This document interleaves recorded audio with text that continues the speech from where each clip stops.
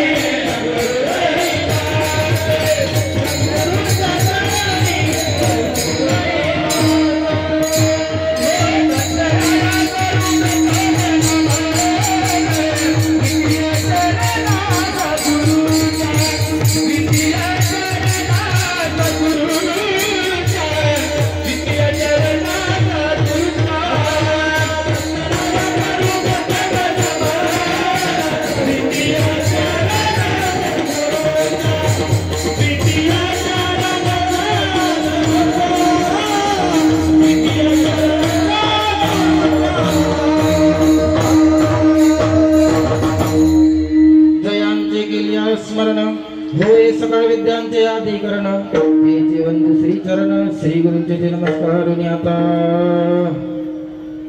अहो दिगंबरा हिची दान देई अहो दिगंबरा हिची दान देई लक्ष तुमचे पायी राहू माझे दत्ता जळो माझा भाव लाभ तुझी भक्ती हेची कृपामूर्ती देई मज दत्ता दृष्टी दिशे रूप मुखी नाम घोष हेची सदा सुख देई मज दत्ता मधुर स्वामी मने माहेराशी जावे भावी तिथे घ्यावे देवनाम दत्त प्रभू दत्त प्रभू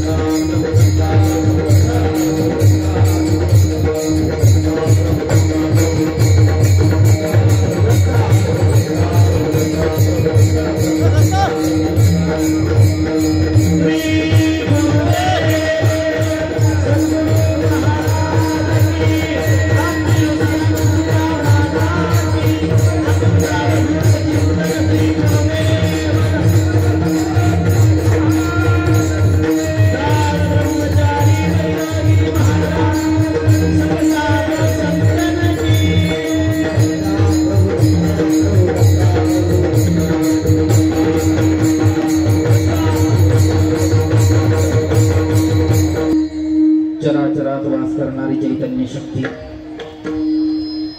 आनंद प्रभू या आपल्या श्री क्षेत्र राहेर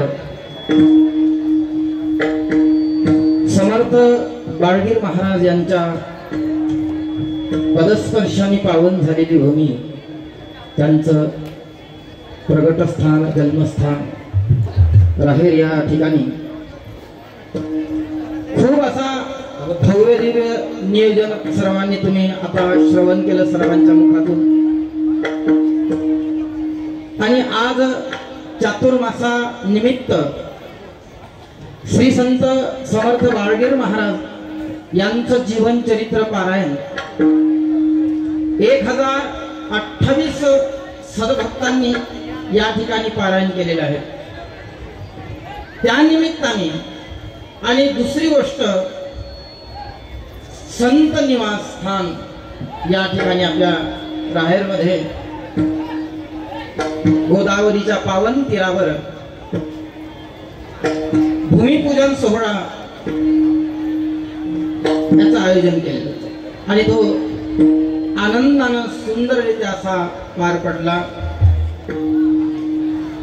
समस्त साधू संत महंत सर्वांचं आगमन झालं, राजकीय नेते या सर्वांच्या उपस्थितीत हा सुंदर असणारा सोहळा पार पडला। परमपूज्य आदरणीय महंत अष्ट कौशल्य नारायणगिरीजी महाराज, रुद्रगिरीजी महाराज, शहादत्त महाराज आणि बापू कैलासगिरीजी महाराज आणि समस्त परिसरातील भक्त परिवार या ठिकाणी उपस्थित झाला आणि त्या निमित्तानं हे कीर्तनाचा कार्यक्रम दत्त प्रभू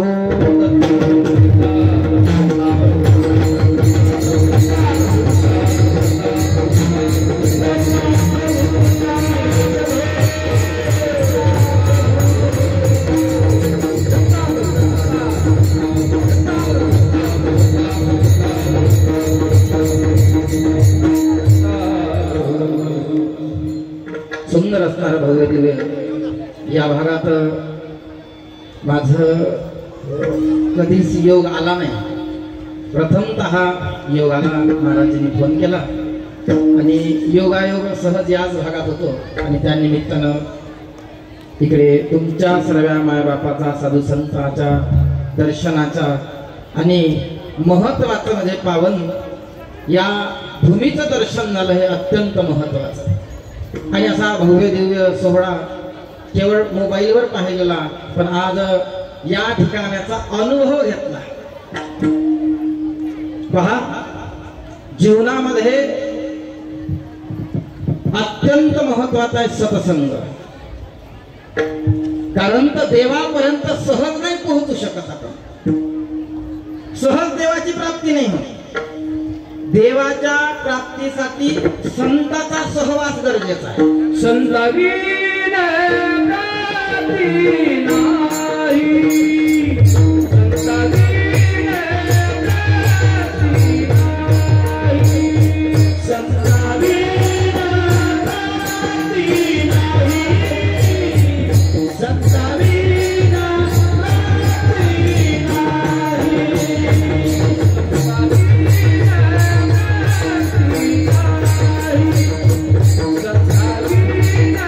प्राप्ती नाही।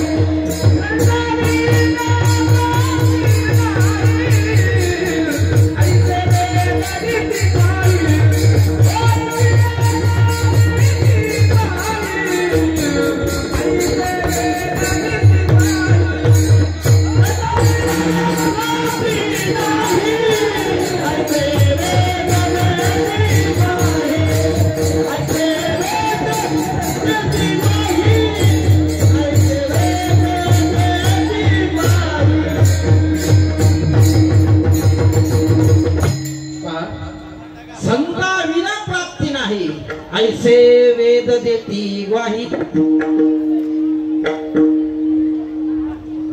आपल्या भागात किंवा आनंद संप्रदायावर उपकार जर कोणाचे असेल तर समर्थ श्री बाळगीर महाराजाचे। कदाचित त्याचा जर जन्म झालाच नसता तर आपण आनंद संप्रदायापासून खूप दूर राहिलो असतो। त्या काळात एवढा मोठा संप्रदाय वाढवणे सोपी गोष्ट नव्हती।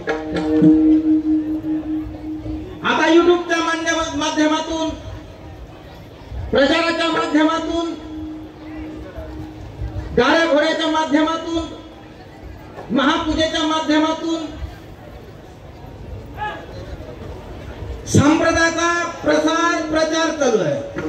पण त्या काळात हेही साधन नव्हते, हे साध्य नव्हते त्यावेळेस अशी परिस्थिती होती का संध्याकाळी काय जेवाव एवढी कठीण परिस्थिती होती।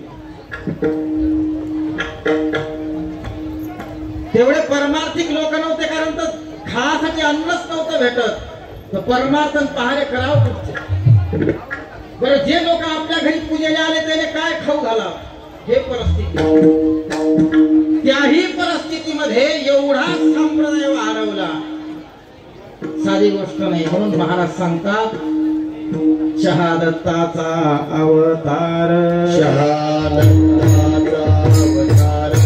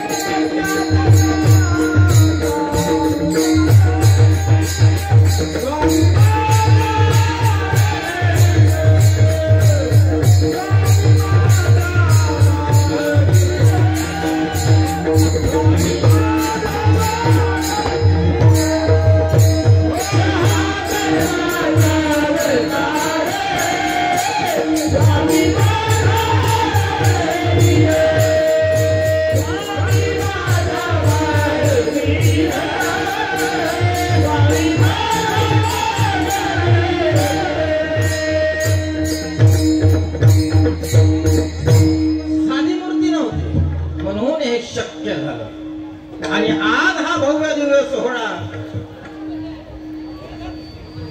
त्याच्याच कृपेने आज या ठिकाणी चालू आहे। मग आम्ही पिंपळगावच्या बापून हा विषय सांगितला, डबल सांगायची गरज नाही। सामर्थ्यवान, समर्थ, किती समर्थ पारायण केलं तुम्ही, त्या पारायणामध्ये सर्व चरित्र आलं जीवनामधलं। एवढं सामर्थ्य आहे, एवढं सामर्थ्य आहे, आपण जर तुपाचा डबा चुलीवर ठेवला गरम करायसाठी तर ते गरम होणार नाही, पण गोदावरीचं पाणी तूप झालं, तूप एवढी ताकद आहे। पंगत बसली तुपाचे, पूर्णाच्या पोळीचे, आणि पंगत बसल्याच्या नंतर तूप संपलं, कोणीतरी सांगायला आलं बापू तूप संपलं, विनंती केली गंगा मायले, नाही 2 डबे भरून आणा तिथून आणि वारा पंक्तीले, त्या दिवशी आमच्याजवळ तूप येईल, आम्ही तो परत करू। साधी गोष्ट नाही। करील ते काय गुरु महाराज, करील ते काय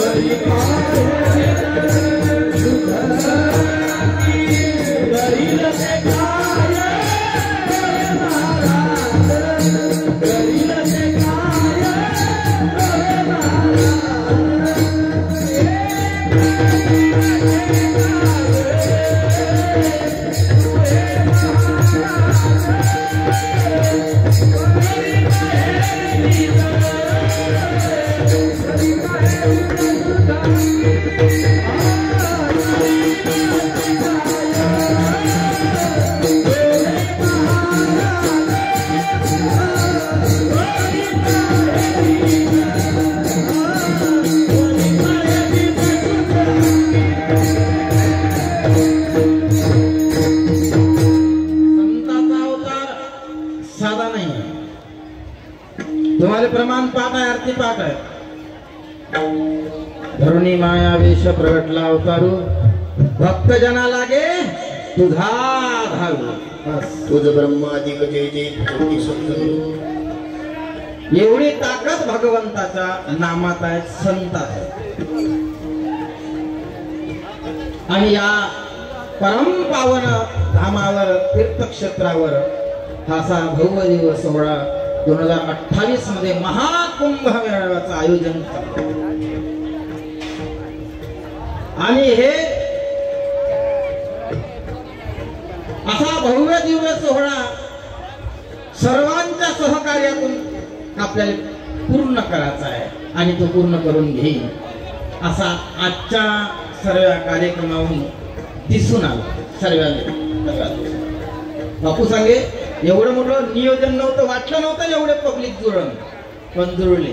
कारण तर प्रत्येकाच्या अंतकरणामध्ये त्या भगवंताचा वास आहे, सूक्ष्मता. आपल्याला आधी येल्लापूर पाऱ्यासाठी जावं मंदिरामध्ये. दत्त प्रभू दत्ता प्रभू दत्ता प्रभू दत्ता प्रभू दत्ता प्रभू दत्ता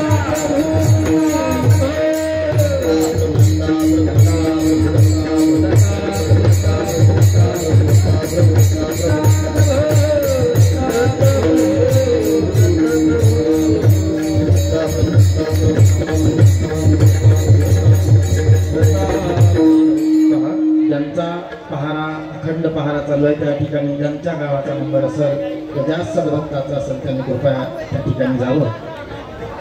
आणि बाकीचे जे कार्यकारी मंडळ आहेत यांनी कृपया लक्ष द्यावं, आपल्या कृतीतून कोणाचा विक्षेप होऊ नये. न बोलता पूजा नका, न बोलता काम करावं. स्वयंसेवक मंडळी एखादा जर ऐकण्याच्या आवडीनं जर बसलेला असेल, त्याचं जर मन लागत नसेल आवडीमध्ये, तर त्याचा दोष होऊ शकते, त्याची काळजी घ्यावी. बोलू नका. महापूजा करणारी स्वयंसेवक मंडळी प्रभू दत्त प्रभू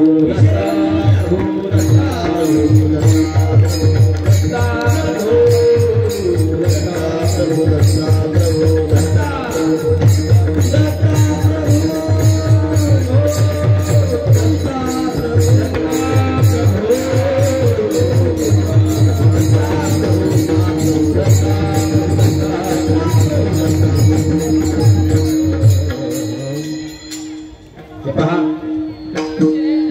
1028 लोकांनी बाळगीर महाराज, समर्थ बाळगीर महाराजांच्या चरित्राचं पारायण केलं. अखंड पहारा. आता या पौर्णिमेला आपल्या चातुर्मासाची सांगता होते. 4 महिने आपण चातुर्मास केला, मठात केला, काही लोकांनी घरी केला, काही ठिकाणं पहारा देव देव केला, आपापल्या परीनं ज्या ज्या प्रपंचातून जसा आपल्याला वेळ भेटला त्या वेळेमध्ये आपण परमार्थ केला. आणि आज सांगत आहे आणि सांगता असल्यामुळे हे कार्यक्रम आटपून 64 महापूजेची सोहळा सकाळचा काकडा करून सर्वजण आपापल्या निघून जाणार आपापल्या घरी, आपापल्या गावाला. जात असताना त्या भगवंताला काहीतरी मागाच आहे, लक्ष देऊ नये. भगवंताच्या मंदिरात गेल्याच्या नंतर, भगवंताचं कार्य केल्याच्या नंतर शास्त्र सांगते मागूच नाही, पण मागल्या वाचून राहू नये. आनंद गीता सांगते जिरे भक्ती करी, संकट पारू नये देवावरी, पुण्य हानी होय निर्धारी. शास्त्र सांगते की बाबा भगवंताला मागू नये, मागल्या वाचून राहू नये. पण हेही समजलं पाहिजे भगवंताला काय मागलं पाहिजे. काही काही वेळेस आपण असं मागतो, शास्त्र सांगते अन्नमान धन हेतु प्रारब्धाधीन. तुमचं अन्न, मान आणि धन हे तुमच्या प्रारब्धावर अवलंबून आहे, प्रारब्धावर अवलंबून. एक मन आहे, पळस गेला कोकणात 3 पानं चुकण्यामध्ये. पळस कोकणात गेला आणि त्या पळसानं सांगितलं इकडल्या महाराष्ट्रातला पळस कोकणात गेला, त्याने सांगितलं 3 पानं कटाळा आला, म्हणजे आता 2 गेले पाहिजे आणि एकच कायम राहिला पाहिजे. मग ते म्हणजे कोकणात जाऊन पहा. मग कोकणात बी गेली उडत आणि गेल्याच्या नंतर त्या ठिकाणी रोप आपलं 3 पानं संगस आले. जेथे जावे तेथे कपाळ सरीशे, लाभ तो विशेष संता सांगे. म्हणून काय मागावं, कसं मागावं हे सुद्धा महत्वाचं आहे, नाही का? जे आपल्या हिताच आहेत, जे आदरामर आहेत, जे जन्मजन्मी आपल्याला कामी येईल हे मागलं पाहिजे. अभंगाच्या प्रथम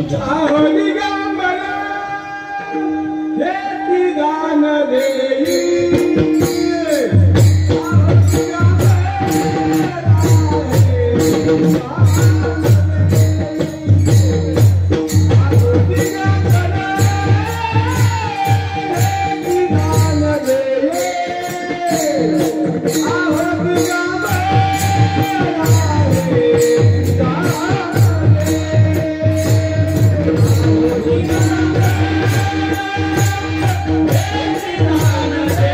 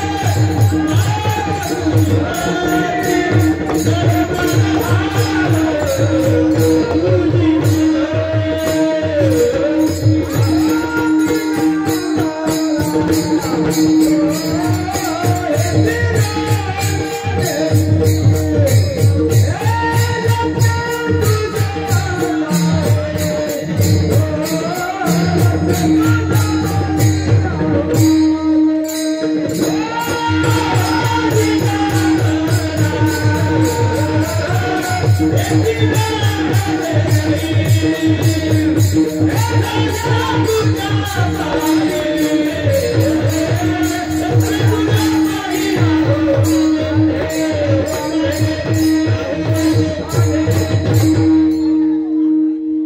दिगंबरा हेची दान देई लक्ष तुमचे पायी राहो माझे दत्ता. हा उत्तर अभंगातील प्रथम क्रमांकाचा अभंग आहे. या अभंगाचा शेवटचा शिक्का काही ठिकाणी मध्वमुनी आला आणि काही ठिकाणी कुशानंद म्हणे माहेराशी जावे भावे तेथे घ्यावे देवनाम असा 2 ठिकाणी आला. शेवटी परमार्थ करायचा, बाकीचा काही विषय नाही. साधू संतांचं सांगणं एकच जगाचा उद्धार. प्रसंग असा आला, माहुरामध्ये मध्वमुनीनं चातुर्मास केला. आपण केला तसा आपणही माहुरात करतो. आणि मध्वमुनीने चातुर्मास केल्याच्या नंतर चातुर्मास संपूर्ण झाला. आणि चातुर्मास संपूर्ण झाल्याच्या नंतर मध्वमुनीने सांगितलं, मालक पूजा आटपली, आता आज्ञा द्यावी, येतो आम्ही. सकाळी आपण बापूला नमस्कार करून सांगतो, बापू आता आम्ही लेखी चालल्या माहेरी आल्या होत्या. आनंद झाला.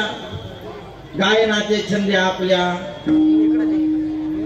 मनाचे आनंद. सांगितलं की बापू आनंद झाला. 5-4 महिने आम्ही माहुरात राहिलो आणि माहुरात राहिल्याच्या नंतर आता गावाकडे जायचा प्रसंग आला. आणि प्रसंग आल्याच्या नंतर आता आज्ञा द्यावी, हृदय भरून आलं. तशी सासूरवाशीन मुलगी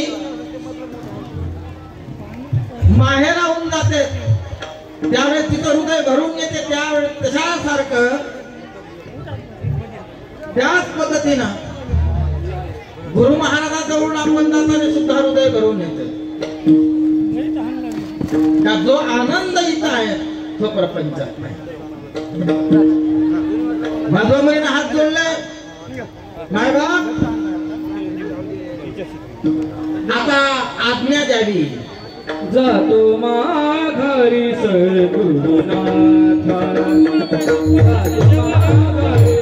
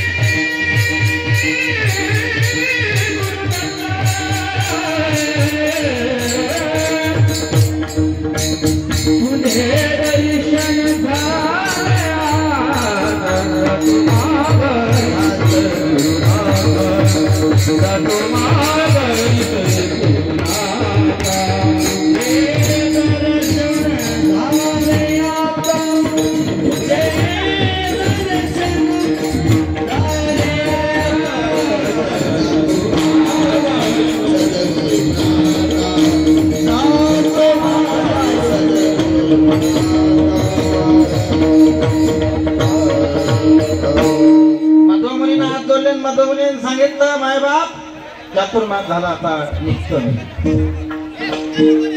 दत्त महाराज प्रसन्न झाले. लक्ष सर्व अंगाचे कान करून ऐका. सर्व अंगाचे कान 7 दिवस तुम्ही चातुर्मास केला. तुम्ही कीर्तन श्रवणासाठी आलात का गर्दी करण्यासाठी हे कळत नाहीये. एवढा 8 तास कीर्तनाचा घातला तुम्ही गर्दी करून असं का करता? आणि त्यावेळेस हात जोडल्याच्या नंतर मध्वमुनीने हात जोडले. दत्त महाराज प्रसन्न झाले.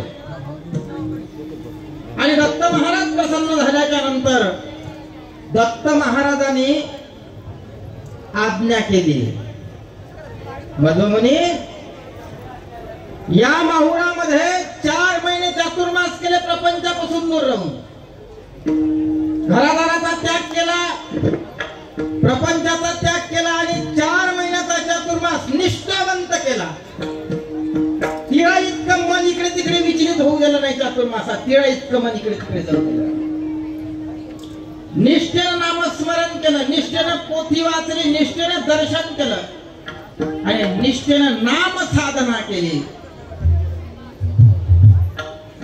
आज काहीतरी द्यायचा आहे माग. कोणाचा संवाद आहे हा? मध्व मुनीचा दत्त महाराजांचा. दत्त महाराज झाले. दत्त महाराज सांगतायत बाबा मध्व मुनी, चातुर्मास संपूर्ण झाला, तुला काय मागायचं आहे माग? मध्व मुनीने सांगितलं देवा मला काहीच मागायचं नाही. अरे माग, एवढा मोठा समर्थ द्यायला तयार आहे ना, मागणं काय पाहिजे? त्रैलोक्याच्या राज्यापासून सर्व काही देऊ शकतो. मधुमुनी सांगितलं देवा काहीच पाहिजे नाहीच पाहिजे. अनेक वेळा म्हणल्याच्या नंतर मधुमुनीनं नाहीच उत्तर दिलं. नाही पाहिजे, नाही पाहिजे, नाही पाहिजे. एवढं घडलं बस. अपेक्षाच नाही करायची. मग दत्त महाराजाचं लक्ष मध्वमुनीकडून कमी झालं, कुठेतरी लागलं. अभंगाचा भावार्थ. आणि त्यावेळेस असा प्रसंग आला की मग मध्वमुनीचं लक्ष दत्त महाराजाकडे गेलं आणि दत्त महाराजाकडे गेल्याच्या नंतर दत्त महाराजाचं लक्ष मध्वमुनीकडे नव्हतं. खूप वेळा सांगितलं माग काहीतरी, माग काहीतरी, माग काहीतरी. मध्वमुनी मागायला तयार नव्हते. दत्त महाराजाचं लक्ष वेगळीकडे गेलं आणि त्यावेळेस मध्वमुनीचं लक्ष दत्त महाराजाकडे गेलं आणि मध्वमुनीने सांगितलं आपण माग म्हणल्याच्या नंतर समर्थ विश्वाचा मालक विश्व ज्याच्या ताब्यात आहे हा माग म्हणताय, आपण नाही म्हणणं. मग काहीतरी मागावं. मध्वमुनीने सुचलं आणि सुचल्याच्या नंतर मध्वमुनीने हाक मारली, अहो दिगंबरा. अहो केव्हा म्हणतो आपण? ज्यावेळेस समोरच्या माणसाचं लक्ष नसलं तर. अभंगाची सुरुवात कुठून झाली? अहो. तुम्हाला द्यायचंच आहे ना? मग द्यायचं असताना मधुमुनीने हाका मारली, अहो दिगंबरा. हेची दान दे लक्ष तुमचे पायी राहो माझे. लक्ष तुझे पायी राहो माझे.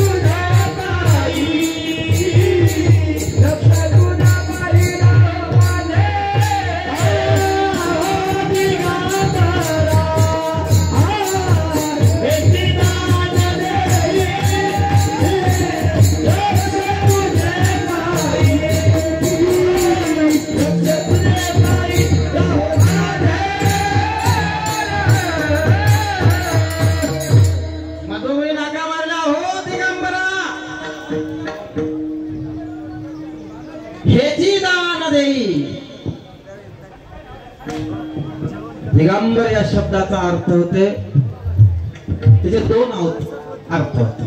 दिगंबर अवस्था म्हणजे नग्न अवस्था. हे सुद्धा दिगंबर अवस्था. जैन धर्मामध्ये दिगंबर म्हणल्या जाते कारण ते त्यांच्या अंगावर कपडा घालतात. आणि दिगंबर या शब्दाचे दुसरा अर्थ पाहतो म्हणला आपण. दिग म्हणजे दिशा आणि अंबर म्हणजे आकाश. म्हणजे असा सर्वत्रित भरलेला असणारा आपण पाठ आहे आरती. आनंद सर्वातीत आनंद सारा हो निसार आकार निराकार पराहो निपर. मग दिगंबर म्हणण्याच्या मागचं कारण की प्रभू तुम्ही सर्वात व्याप्त आहे दिशा. तो भरला असे घटो घटी जैसा ज्याचा भाव तैसा नांदतो देहादेही. दत्त सभाय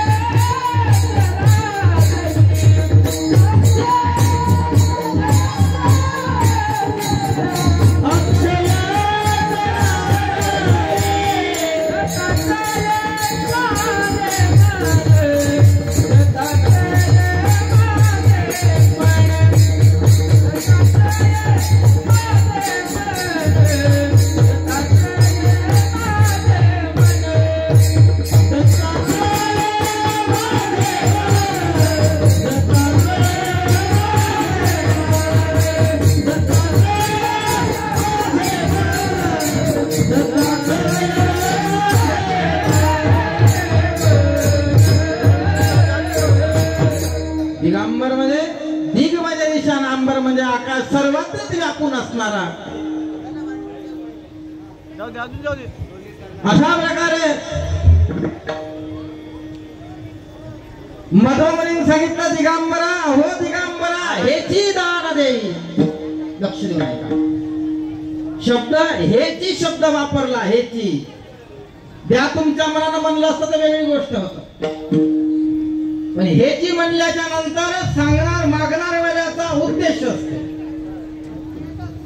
तुमच्या मनानं द्या दत्त महाराज तुम्ही प्रसन्न झाले, मी चातुर्मास केला, काही दिवस एक टाइम धरला, काही दिवस 2 टाइम जेवण केला चातुर्मास.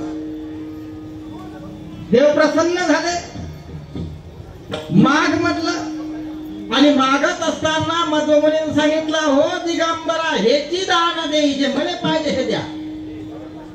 तुमच्या जवळ किती आहे किती द्यायचं हे महत्वाचं नाही, मी मागतो हेची दान द्या. 5 दान मागितले. किती दान? 5 प्रकारचे दान मागितले. हो दिगंबरा हेची दान देई. आता दान देई म्हणल्याच्या नंतर समोरचा दान देणार आहे ऐश्वर्य संपन्न पाहिजे. ज्याच्या घरी मागायला गेलो त्याचाच बजेट नसल्यावर आपल्याला काय भेटल नाही. जुन्या काळात एक म्हण आहे, उघड्याच्या घरी नागवं गेलं सारे रात जीवानं मेलं. तुमच्या भागात आहे नाही, आमच्या भागात आहे. ज्याच्या घरी काहीच नाही त्याच्या घरी दान मागत असताना काही नियम सांगितलेले आहेत शास्त्राने. दान देणाऱ्यामध्ये 3 गोष्टी महत्वाच्या आहेत. 3 गोष्टी.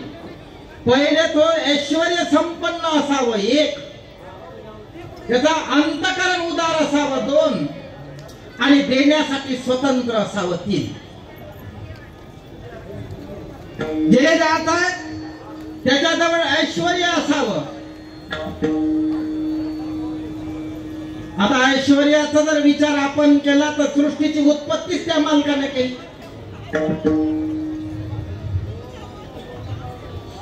झाडाच्या पान हरेकाचे सत्य राहणे अहंता मग जिने हे विश्व निर्मिले, जिने हे विश्व निर्मिले,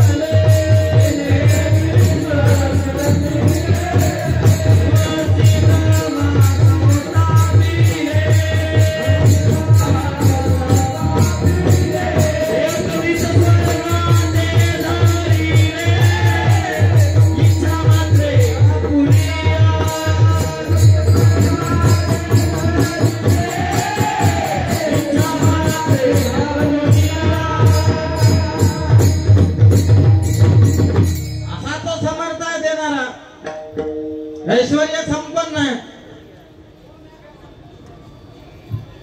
त्याचं वर्णन एका आरतीमध्ये आलं, काकड्याच्या आरतीत पाहताय तुम्हाला. नारद कुंभार गायन करते, ब्रह्म कन्या वेल्लाळ नाचते, गणपती सरस्वती उभा साक्ष केवळ. त्रैलोक्याचे नाथ गुरु दत्तात्रय स्वामी, दोन्ही कर जोडोनी छत्र धरले शेषाणी टाळ मृदंग झनकार गरजती पताकांचे भार अबीर गुलाल घेऊन अर्पिती दत्तांचे वर एवढं वैभव संपन्न दत्त महाराज नाही का म्हणजे वैभवामध्ये कमतरता नव्हती मग आता उदार अंतकरण ऐश्वर्य संपन्न होते दत्त महाराज पण दान देताना उदार अंतकरण राहावं असं शास्त्र सांगते मग दत्त महाराजाचं उदार अंतकरण मलेच राजा हीन जातीचा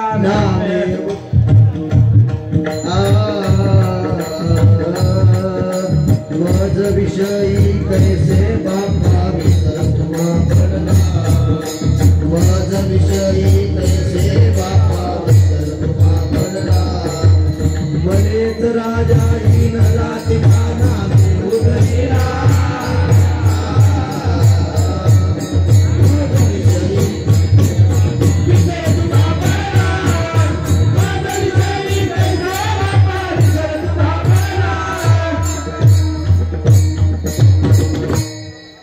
उदार अंतकरण होता अरे मलेच्या हीन जातीचा नाम केवळ नामाच्या भरोशावर तारून एवढं उदार अंतकरण सृष्टीची रचना केली आणि सर्व सृष्टी दैवताच्या ताब्यात दिली एवढं मोठं फक्त निर्गुण निराकार पद निरालंब सृष्टी स्वतःकडे ठेवली एवढी ताकद त्या भगवंतामध्ये उदार अंतकरण ऐश्वर्य संपन्न म्हणून दान देत असताना ह्या गोष्टी महत्वाच्या होत्या म्हणून मध्वमुनीने सांगितलं तेव्हा अहो दिगंबरा हेची दान देई देवी मागतो हेच दान द्या 5 प्रकारचं दान दे मागितलं पहिलं मागितलं का भगवंता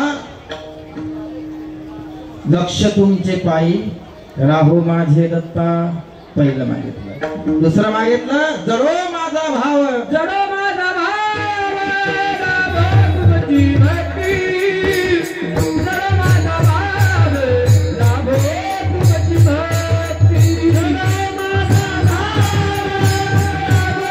भक्ती जडो माझा भाव राभो तुमची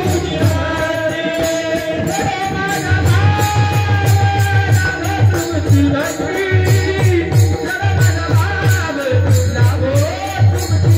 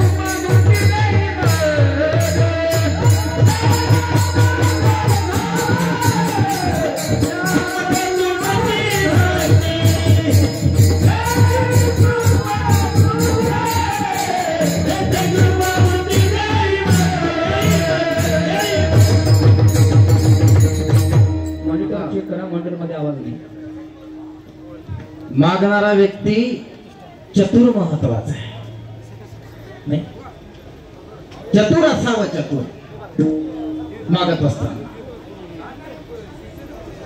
आपण काही काही वेळेस भगवंताकडे गुरु महाराजाकडे गेल्याच्या नंतर आपण आपल्या स्वार्थाचं मागतो, नाही आपण गेल्याच्या नंतर आपल्या स्वार्थाचं मागतो. गुरु महाराजाजवळ जा, मंदिरात जा, 20 रुपयाचं नारळ, 20 लाखाची स्टेट मागतात, 20 रुपयाचं नारळ. त्या एका नारळाची किंमत आपण 20 लाखाच्या वर मागून देतो देवा. मागणारा चतुर असावा.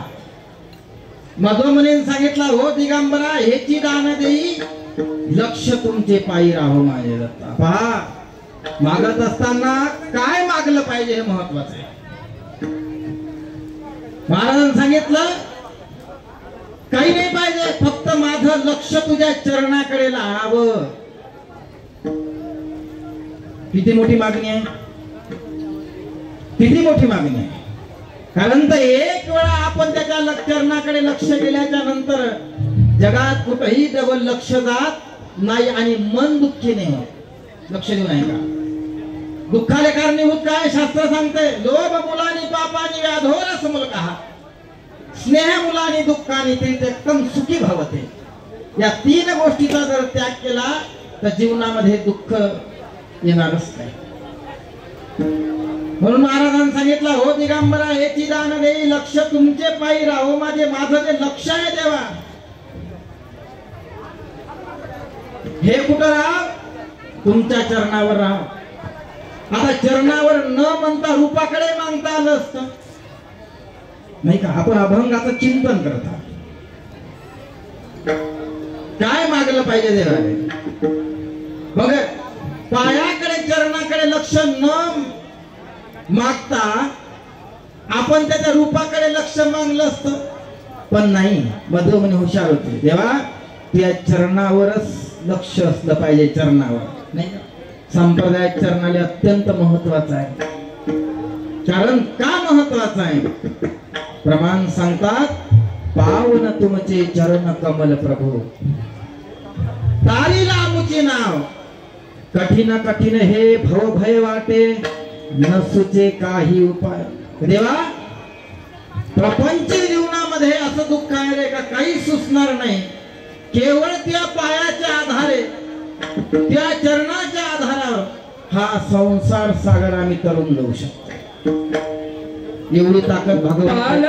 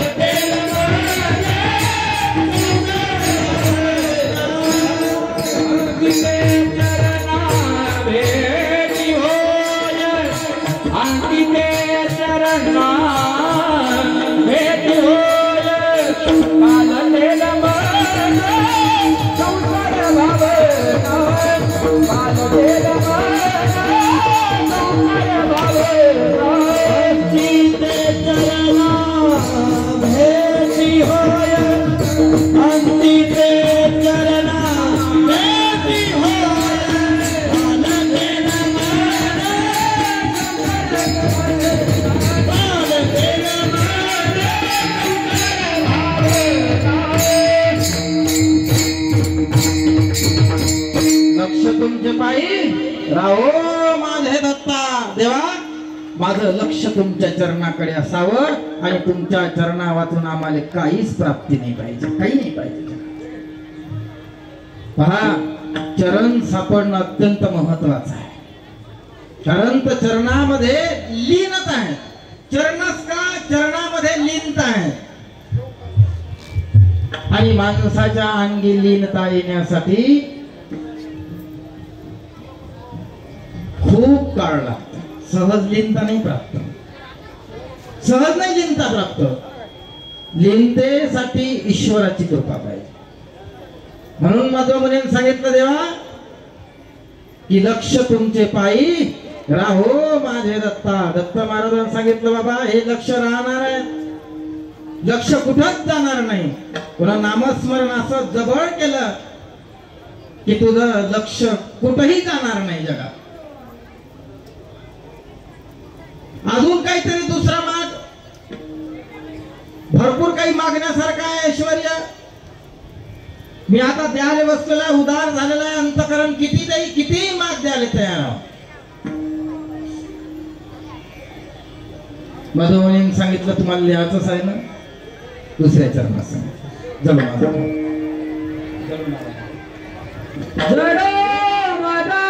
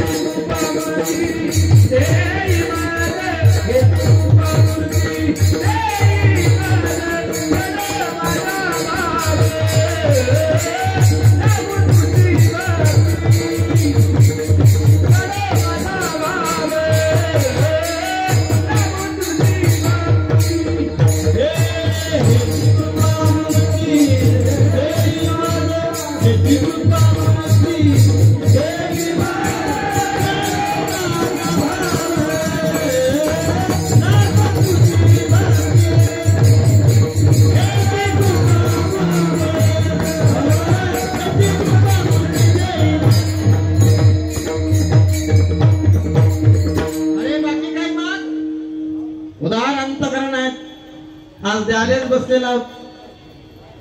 ते म्हणले देवा द्यायचं असं तर पुन्हा मागतो ते दे. जळो माझा भाव लागो तुझी भक्ती, हेची कृपा स्मृती दे माझ दत्ता. त्याने सांगितलं का माझा भाव, जळो माझा भाव.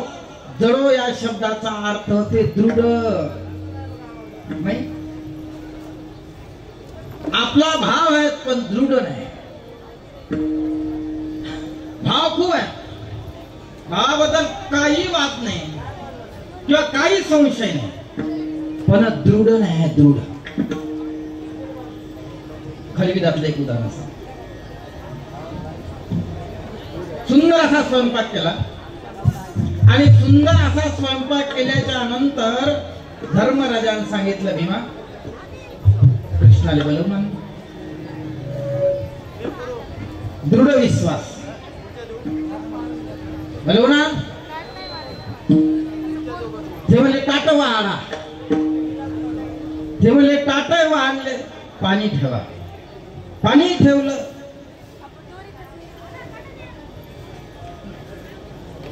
अन्न बनवून अरे स्वयंपाक थंड होऊन जाईल देव येतपर्यंत. तेवढ्या त्यांनी सांगितलं नाही काही नाही वेळ लागत. भीमाना गदा धरला असा वर फेकला. कृष्णा धाव भीमा त्या गद्याखाली उभा राहिला. देव ज्या अवस्थेत होता त्या अवस्थेतून आला आणि गदा धरला. भीमा सांगितलं अरे मूर्खा, गदा जर डोक्यावर पडला तर मेंदू बाहेर आला असता. त्यांनी सांगितलं अरे तुमच्यासारखा पाठीराखा असल्यामुळे आम्हाला भय नाही. हे काय करणार, गदा नाही देवा, जगातली कोणतीच वस्तू आमचं काहीच करू शकत नाही, कारण तुम्ही आमच्या समोर आहेत. देव होती पाठ मोरा, नसती विघ्न येती घरा. अरे तू तर आमच्या सानिध्यात आहे. एवढी श्रद्धा असावी. मधुमुनीने सांगितलं जळो माझा भाव. भगवंता माझ भाव असणारा दृढ होऊ द्या. आपला दृढ नाही भाव. आपला भाव कसा आहे, नाही जमलं इकडे मग तिचा काय की देव लवकरच प्रसन्न होते. चला चाललं मग आपण तिकडे. तिची काय मायादेवी लवकरच प्रसन्न होते. चाल तिकडे सारे लोक वाऱ्या करतात, आपणही करू. अरे समर्थाचे लेकर आहो आपण. या दैवता सकाळी दिवस निघल्या माहूरला जाऊन उभे राहायचे दर्शनासाठी. पाठ आहे तो मी आता प्रत्येक कीर्तनात तो मी सांगतो. अध्यापी सह्याद्री पर्वती देवाचे भार उतरती, सकाळ दैवता धावत येते अवधूत मूर्ती पहावया. घेता दत्ताचे दर्शन दैवताशी करे सामर्थ्यवान. अरे दत्ताचं दर्शन घेतल्याच्या नंतर दैवता सामर्थ्यवान होत आहे. त्या समर्थाचे लेकराव आपण, पण आपला भाव दृढ नसल्यामुळे आता काय ताकद आहे दुःखाची. एवढा मोठा समर्थ जर आपल्या पाठीमागे जर उभा असेल तर काही ताकद नाही. पण आपला भाव अनन्य भाव आहे. आपला आनंदाची आरती केल्याशिवाय आपण घराच्या बाहेर नाही निघत. एक माळ केल्याशिवाय बाहेर नाही निघत. एकदम 4-5 मध्ये होड होऊ द्या नसेल. आनंदाच्या आरती खाली तर ब्रह्म एका जमानच सर्वात आनंद तिकडून आल्यावर तरी दृढ नाही आपला भाव. पण दृढ नाही. एवढा विश्वास आपला, एवढा विश्वास पाहिजे. पहिल्याच उदाहरणात सांगितलं, गोदावरीचं पाणी तूप झालं, श्रद्धा होती मालकाला. म्हणून महाराजांनी सांगितलं, मालक दुसऱ्या चरणामध्ये मागणी करतो, जडो माझा भाव दृढ झाला पाहिजे. लागो तुझी भक्ती देवा, सर्वप्रथम माझा भाव दृढ झाला पाहिजे. आणि दृढ झाल्याच्या नंतर फक्त तुझीच भक्ती लागली पाहिजे. हेची कृपा मूर्ती